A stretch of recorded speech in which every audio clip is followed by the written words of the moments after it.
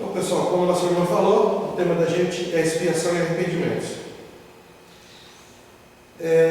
As questões 990 a 1002 do Livro dos Espíritos. Nós temos, segundo a doutrina espírita, nós temos a oportunidade a cada reencarnação de nos melhorarmos. A gente tem essa possibilidade de vivermos uma existência, errarmos, reencarnarmos e corrigirmos as nossas falhas. Mas não é tão fácil assim, né? Tanto que nós vemos um mundo de provas e de expiações. E a expiação, ela é justamente o reconhecimento e a oportunidade de a gente colher aquilo que a gente plantou, de a gente resgatar as nossas faltas, né? O significado de expiação: purificação de crimes, meio usado para expiar-se, penitência, castigo, cumprimento de pena, sofrimento, compensatório de culpa. Complicado, né? Só coisa negativa. Arrependimento: pesar ou lamentação pelo mal cometido. Na pergunta 990 do Livro dos Espíritos, Kardec pergunta: o arrependimento se dá no estado corporal ou se dá no estado espiritual? Na maioria das vezes, 90%, ou sempre, quase, é na questão espiritual. É no modo espiritual, quando desencarnados. E algumas vezes acontece ser quando encarnados. E por que será que o arrependimento acontece dessa forma? É interessante quando a gente pensa na questão espiritual. Espiritualizados, nós, despidos do corpo físico, nós temos a oportunidade de nos enxergar como nós somos de verdade. Já com a nossa matéria envolvida, e a gente tem todo esse peso na matéria, essa forma de lidar com as coisas envolvidas pelo seu corpo material. E a gente não consegue, de verdade, ser muito franco quando a gente está envolvido nessa matéria. Semana passada a gente estava no Jornal da Arte estudando o Livro dos Espíritos também, por coincidência, e a gente estava falando como é que os espíritos puros se reconhecem. Como será que eles se enxergam, né?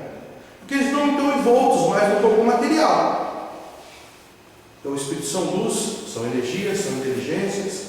Nós somos em espírito, essas luzes, essa inteligência. Essa forma de despedida do corpo físico, nós temos a nossa essência, a nossa individualidade. E como é que a gente se reconhece, se a gente não tem o corpo físico para enxergar? Através do pensamento. Pensar é vida, né? Pensar é agir. Por espírito puro mais elevado, mais ainda. Mas eu sou muito preocupado com isso.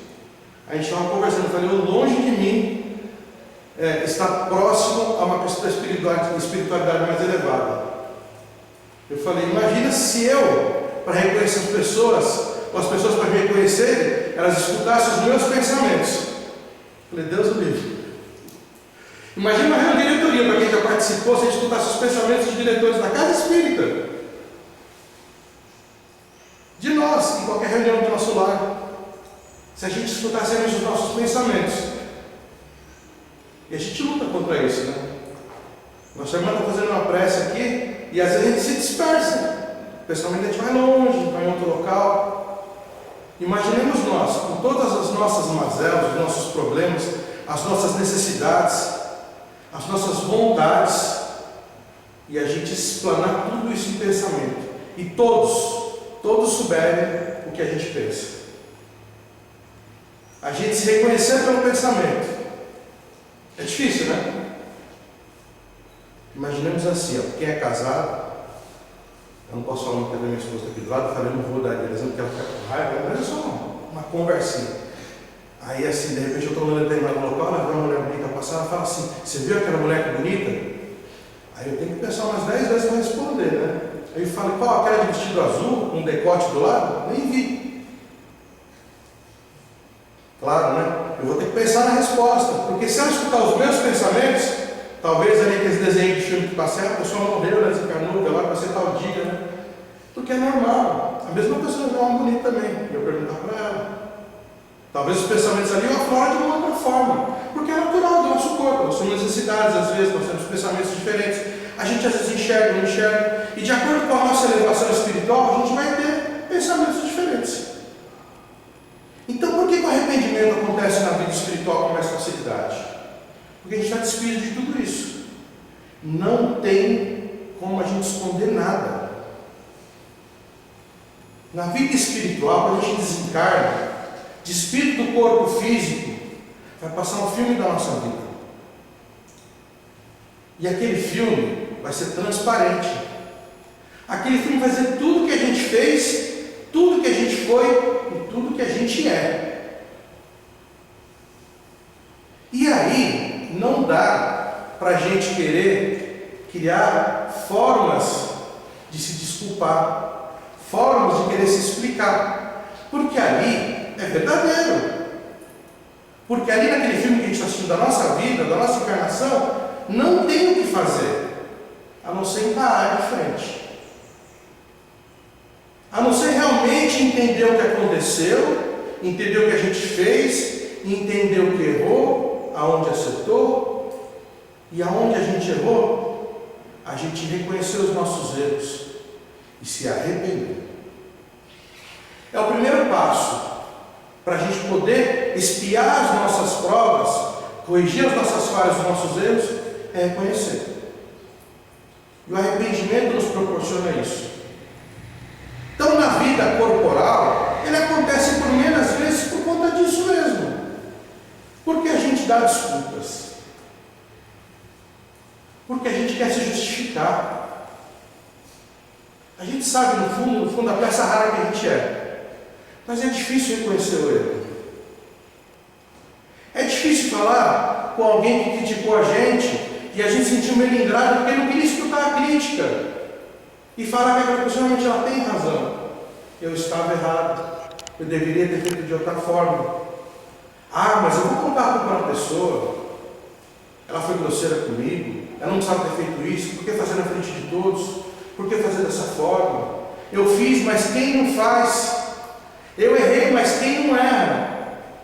E a gente fica ali colocando vírgulas, colocando pontos de exclamação em situações para corrigir ou para tentar entender por que a gente errou. A gente não reconhece o erro do encarnado, por muitas vezes. Grande é a pessoa, grande é o espírito, mesmo quando encarnado, que reconhece o seu próprio erro e fala: poxa vida, eu errei, desculpa, eu vou mudar. E eu acho que a grande palavra de dificuldade é essa: eu vou mudar. Sabe quando a gente tem um amigo que a gente gosta muito, uma pessoa que a gente quer muito bem, e a gente quer às vezes falar com aquela pessoa, fala: você está agindo de uma forma errada, você está fazendo de um jeito que não é legal. E você fala com aquela pessoa que a gente quer bem. E aí o que acontece? Aquela pessoa não escuta a gente. Ah, não é assim, ah, é do outro jeito, ah, você está falando bobagem. E às vezes até as amizades se desfazem por conta disso, às vezes, por uma verdade que a gente falou. Mas sabe por quê? Porque aquela pessoa não estava preparada para ver a verdade. Porque ela não se arrependeu. Porque ela não reconheceu que errou. Eu até brinco às vezes, né? Eu vou falar: que defeito que você tem? Fala: não tenho defeito, né? Claro, a gente sabe que tem um monte de defeito.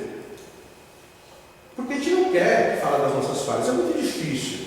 A gente pode até realmente apontar uma brincadeira e falar, mas reconhecer de verdade, sentar, pedir a Deus ajuda, pedir aos amigos espirituais proteção para a gente corrigir as nossas falhas e entender realmente os nossos erros, é muito difícil. É muito complicado. Por isso que o arrependimento acontece na vida espiritual com maior frequência. Porque lá, como eu falei, não tem desculpa. É como a gente quebrar uma xícara e falar para a pessoa que era dona da xícara: desculpa.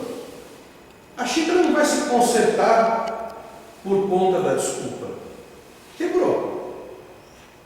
Ah, eu vou colar, eu vou remendar, vou fazer alguma coisa, eu vou comprar uma outra. Alguma atitude a gente tem que ter para consertar aquele problema. Não é só desculpa.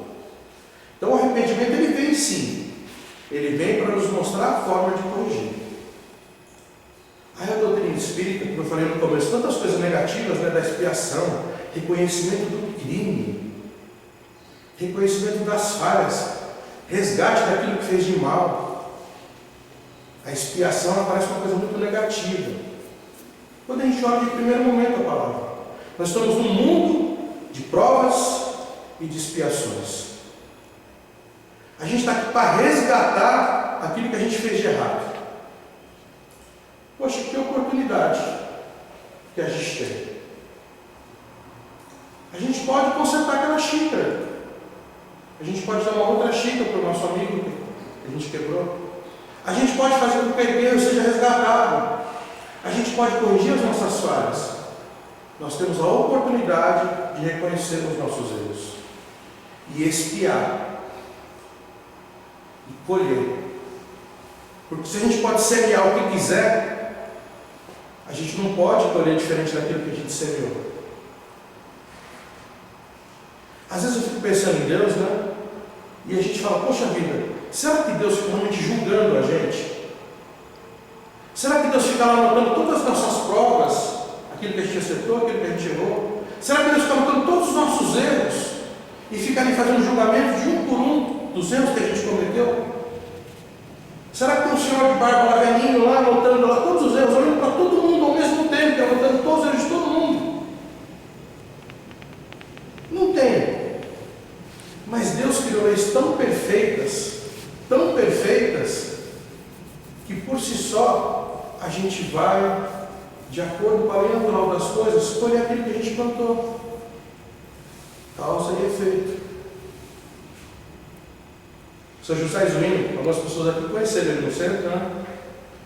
Ele falava que não tinha coitadinho, né?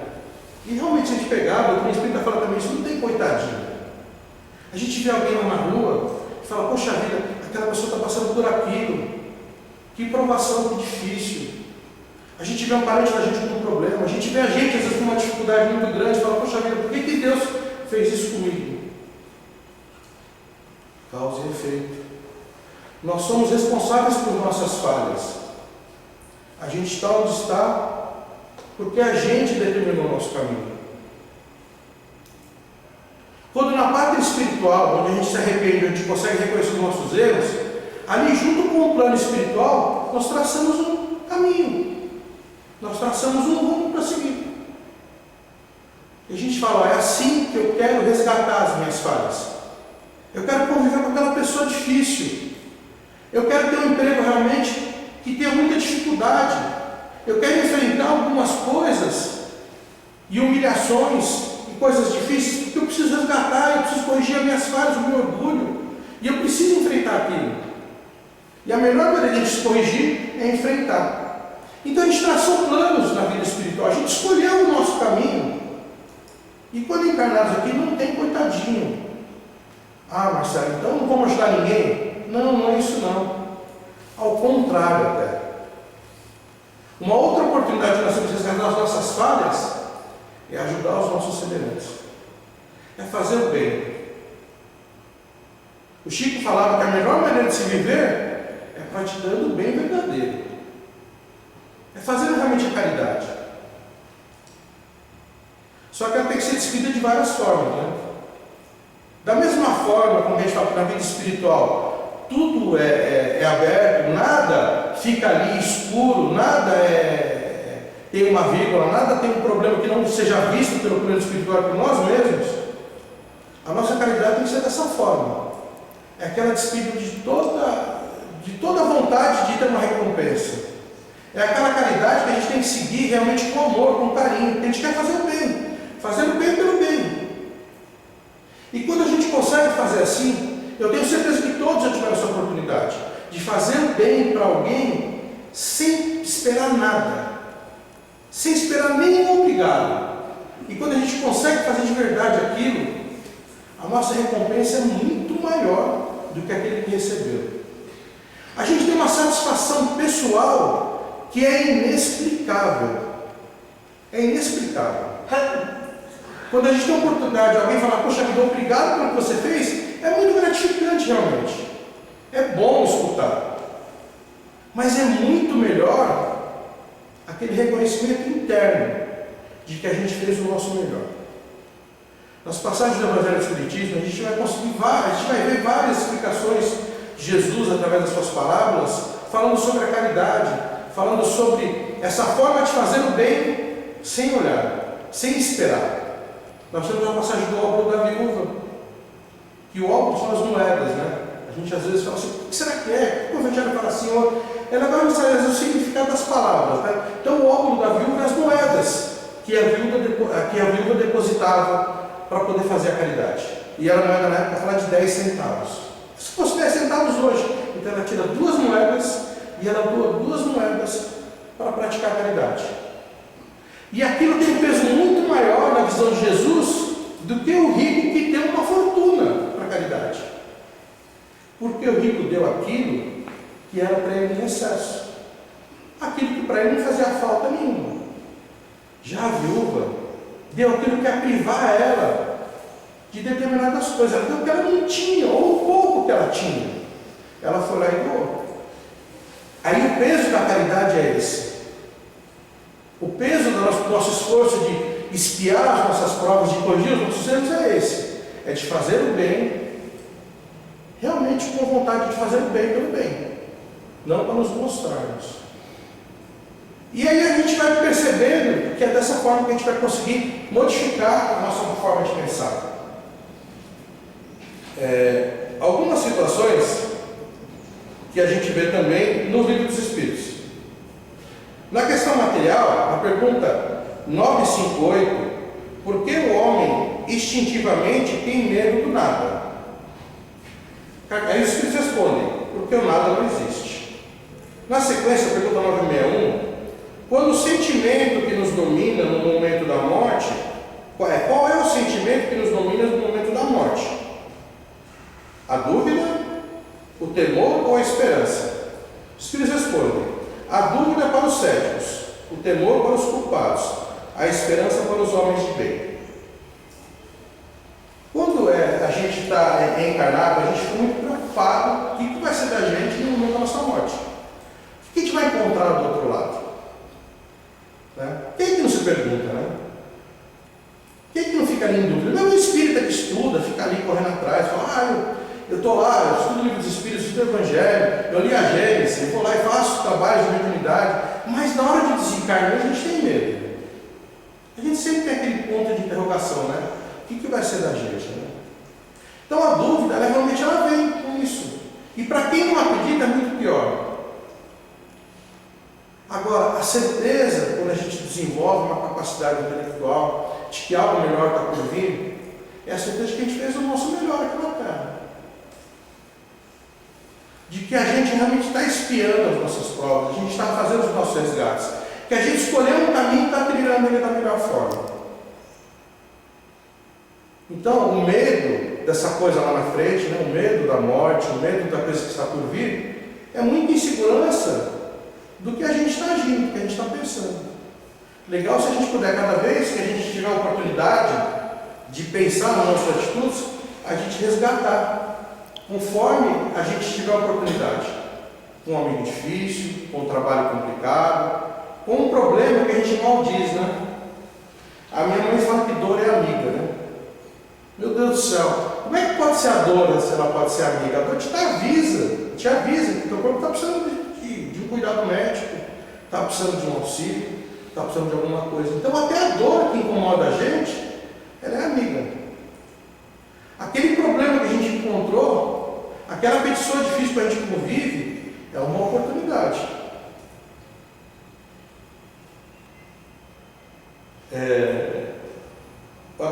Muitas vezes, né, a gente fica pensando, né? Poxa vida, se eu tenho que enfrentar determinadas situações, se eu tenho que enfrentar determinadas pessoas, por que eu complico tanto? Né? Por que será que ao invés de enfrentar aquele problema de frente, a gente quer desviar? Por que será que quando eu encontro uma pessoa difícil na minha vida, eu quero afastar ela, né? Eu não quero resolver o problema?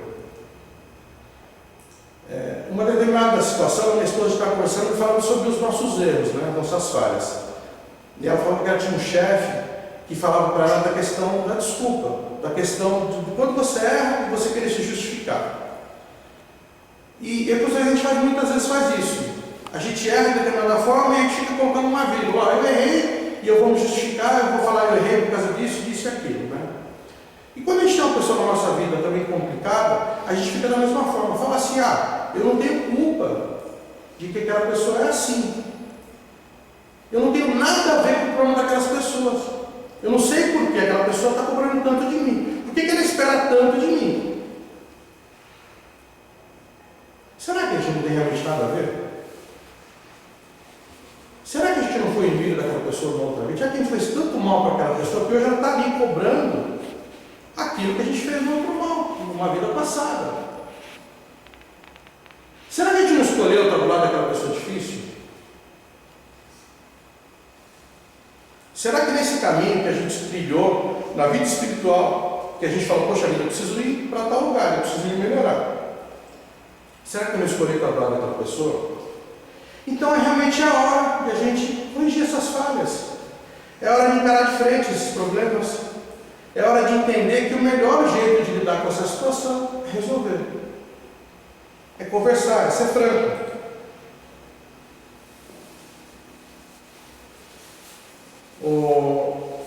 Na doutrina espírita, tudo que a gente faz, a gente sabe que é reflexo de oportunidades, a gente sabe que é reflexo de escolhas, a gente sabe que é reflexo das reencarnações, a gente sabe que é reflexo de tudo que a gente trilhou no nosso caminho.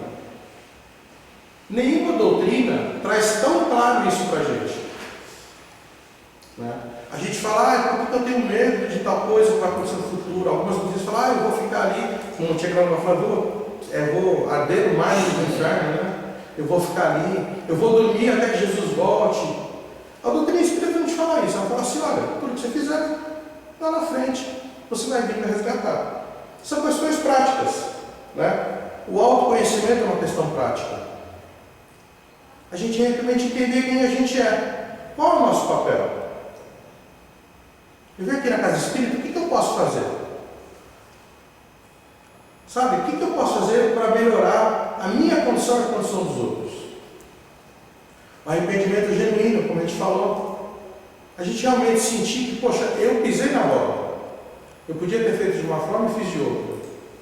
E se a desculpa não resolve, eu posso resgatar, eu posso corrigir, eu posso melhorar. Então a gente olhar no espelho, conversar com Deus, fazer as nossas orações e pedir esse reconhecimento. E pedir que a gente possa realmente se conhecer e saber quem a gente é. É uma forma de a gente conseguir melhorar. Talvez a única. Porque se a gente não se conhecer, se a gente não saber quem a gente é de verdade, a gente nunca vai querer mudar. A gente vai achar que está sempre certo. As atitudes de amor. A gente tem a oportunidade dessa vida de agir realmente com amor. A gente pode praticar a caridade e sentir a satisfação do bem pelo bem. A doutrina espírita e tantas outras religiões, e tantos outros caminhos, a gente tem essa oportunidade de ajudar o nosso semelhante. A gente tem a oportunidade de fazer alguma coisa. E a gente pode realmente espiar, corrigir nossas falhas quando a gente praticar o amor. A gente pode buscar o conhecimento como a gente vê na casa espírita aqui. A gente pode vir aqui estudar, a gente pode vir aqui compreender cada vez um pouquinho mais. Aí parece besteira, eu fui lá, estudei o livro dos Espíritos, eu fui lá, estudei o Evangelho, e eu não consigo ou entender nada, ou toda quarta-feira, toda segunda-feira vai lá a mesma coisa. Mas imagine uma lição do Evangelho que a gente leva para dentro de casa. Qualquer passagem do Evangelho, qualquer um, abre o Evangelho no comecinho, no meio, no final. Pega aquela lição do Evangelho e leva como regra para a nossa casa. Por uma semana, se possível. Por uma semana. Leva aquele ensinamento que a gente aprendeu na casa espírita e leva para a nossa casa e lá a gente coloca em prática. Fazer o Evangelho no lar. Levar aquele conhecimento e falar, poxa, reúne a família, senta ali todo mundo junto, vamos ler o Evangelho junto, eu aprendi um negócio legal no centro. Quantas falhas a gente vai conseguir corrigir com isso? Quantas oportunidades a gente vai ter de corrigir e espiar as nossas falhas? E aí sabe o que é engraçado? A aquilo que no começo é tão penoso, corrigir os filhos, sabe? Ficar ali com remorso, é tudo muito mais tranquilo. Quando a gente coloca em prática de verdade as lições do Evangelho, essa transformação, ela pode ser muito tranquila. Quem sabe um pouquinho da história do Chico, que para mim assim, eu falo muito do Chico porque eu gosto muito, e é muito legal falar dele. Porque parecia muito fácil o que ele fazia e o que ele faz. Não é verdade? Se a gente pegar e olhar a história do Chico, o que ele fazia, a caridade, poxa, parece frases simples. Aliás, são frases simples, mas parece até fácil de colocar em prática. Sabe, quando ele recebe uma pessoa que quer doar, nos atendimentos dele, a pessoa quer doar um relógio muito caro para ele, ele fala, não, eu não quero relógio. Eu não quero. Aí ele fala, não aceito doação, aí a mulher insiste, mas eu quero, ele pega o relógio e coloca no bolso. Num outro atendimento, vem uma senhora que fala, eu estou com um problema, que eu esqueço tudo, não sei ela tomar um remédio. Não, minha filha, o plano espiritual acabou de te dar um relógio para você, que pega o relógio que ele recebeu, eu quero um relógio de ouro, e dá para aquela senhora que está na frente. Então ele consegue resolver. Parece muito fácil. Aí tinha uma humildade que era fora de série, mas Chico sofreu muito na sua infância. Sofreu demais. Imagine não ver a ferida de uma outra pessoa, que é o que ele fazia quando criança em relação aos seus irmãos. Pela madrasta, né? Ele tinha que não ver as feridas porque alguém falou para a madrasta dele que aquilo era bom para curar as feridas. Ele tinha que não ver a ferida dos filhos dessa mulher. Melhor caminho para desenvolver a humildade, não é? Mas quem tem coragem de fazer aquilo de nós? Eu não tenho. Nem me imagino nessa situação. Quem sofrendo de dor, com a vista sangrando, fazer atendimento, escrever cartas, psicografar dia, noite, às vezes mais de 24 horas, ficar ali atendimento. E com paciência. E quando chegava alguém para criticar, ele lá falava palavras de amor e de carinho. Nem raiva tinha. Então assim, é difícil quando a gente não desenvolve a nossa questão moral. Quando a gente consegue desenvolver, a gente vai ter muito mais facilidade de lidar com isso. Quando a gente compreender que com amor, com carinho, com compreensão, com resiliência, a gente consegue melhorar, a vida é uma sequência. É como aquele viajante que chega no topo da montanha e lá ele consegue enxergar todo o caminho que ele passou e tudo que ele tem para percorrer ainda. Não é difícil a gente parar para pensar. Na teoria é muito, muito tranquilo. Na hora de colocar em prática, aí a gente tem os nossos entreveros. Mas assim, com tudo que acontece, a gente tem essa capacidade. A gente tem que entender que a gente tem uma centelha divina, a gente tem um amor que vai assim expandir de uma forma muito tranquila, muito natural na vida da gente. A gente consegue amar com facilidade, se a gente quiser. A gente consegue ser humilde, se a gente quiser. E uma outra passagem de Chico, para a gente poder encerrar, uma pessoa foi procurar o Chico no atendimento e ele falava que ele tinha de tudo. Ele falava assim, Chico, eu tenho tudo. Eu tenho um emprego bom, tenho uma família excelente, meus filhos têm saúde, eu tenho, sabe, tudo que eu posso esperar. A vida me proporcionou de bom. Só que eu sinto um vazio que eu não tenho. Eu sinto alguma coisa que falta e eu não sei explicar o que é. Eu olho para a minha família, olho para minha esposa, olho para a minha casa e eu tinha que agradecer muito mais a Deus por tudo que eu tenho e eu sinto esse vazio que eu não sei explicar o que é. Aí o Chico falou para ele, filho, o que falta para você é a alegria dos outros e a caridade. É aquela satisfação que eu falei de fazer o bem pelo bem. Poxa, se a gente fizer isso, fazer o bem pelo bem, esse vazio que a gente sente, essa angústia que a gente tem, a gente está vivendo tempos tão difíceis, que a gente tem síndrome do medo, síndrome do pânico, fobia de alguma coisa, fobia de outra coisa, sabe? Tantos problemas mentais que a gente tem, tanta dificuldade de enfrentar. A gente vive um mundo que nos oferece tantas e tantas coisas para consumir, para viver, para oportunizar, que parece que essa vida é muito luta. Tantos têm tantas coisas que a gente não tem nada. Ou a gente quer ter aquilo que aquela pessoa tem. Aquele que a gente viveu, aquele comercial de televisão. Aquele que vive aquela vida, que a gente fala que é a família Doriana, né? Que é aquela família feliz, perfeita. E poxa, em casa não é assim. Mas é na casa de todos. Até daquela propaganda, tá? Até daquelas pessoas que estão naquele comercial bacana. Todos têm essas mazelas. Mas se a gente conseguir sair de casa com essa certeza de que a gente pode fazer o bem pelo bem, de o que vai nos completar é praticar a caridade, a gente vai espiar as nossas provas, a gente vai resgatar as nossas falhas sem perceber. A gente vai conseguir corrigir os nossos problemas, fazer o bem para aquela pessoa que é o nosso desafeto, aquela pessoa que a gente escolheu estar do lado. A gente vai conseguir fazer o bem para aquela pessoa porque é da nossa natureza. E a gente vai conseguir fazer. Então, o melhor caminho para a gente poder espiar as nossas provas, que parece ser muito difícil, é praticar a caridade, é praticar o amor.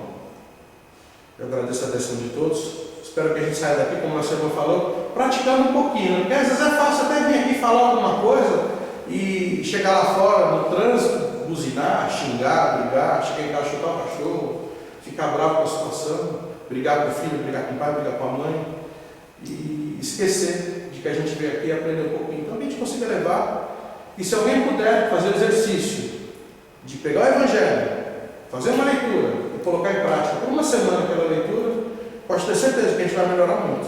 Vamos tentar colocar em prática. Obrigado pela atenção de todos.